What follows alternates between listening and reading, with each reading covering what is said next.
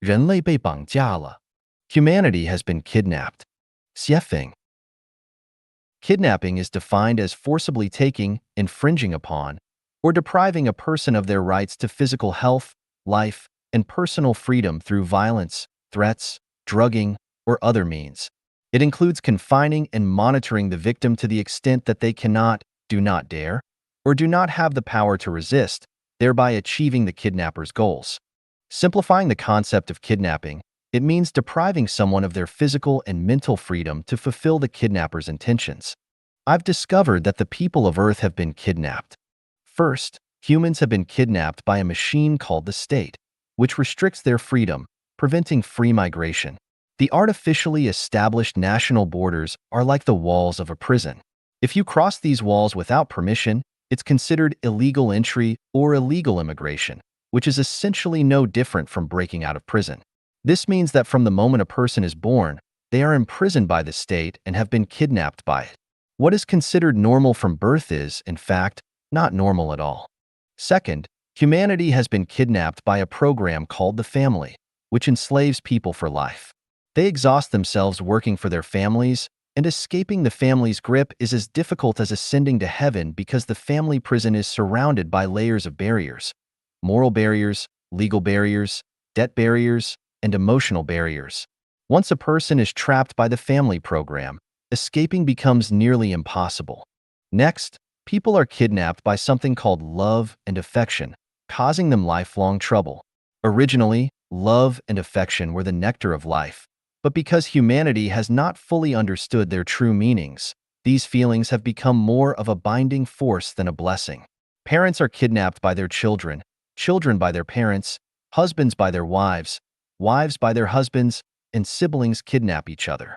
Why is this? Because it involves love and affection. After this, we see that humanity has been kidnapped by religion and politics. Religion, with its sweet promises of a beautiful future, successfully implements spiritual and mental kidnapping, anesthetizing billions. A series of doctrines and religious rules bind and shackle people's spirits and souls. Long-term immersion in this is like becoming so accustomed to the smell of fish and mutton that one can no longer distinguish between them. What is unnatural becomes natural.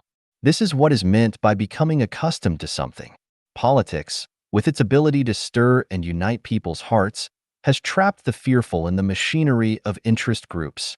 Fighting for the nation, the state, justice, or sacred causes. These grandiose slogans are political tools used to kidnap and divide humanity. Many have died for politics, believing they were noble, thinking that living is great and dying is glorious. How pitiful!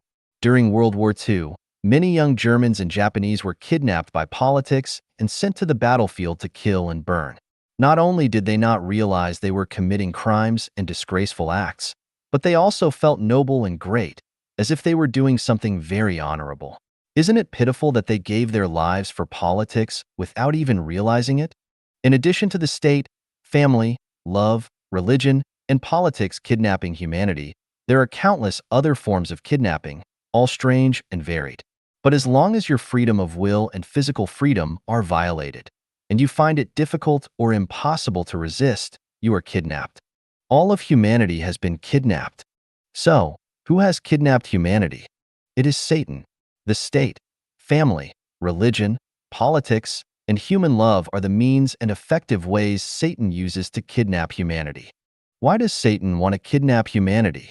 Because Satan wants to play games and derive pleasure from them, while also maintaining the dynamic balance of the overall life of the universe. Confused?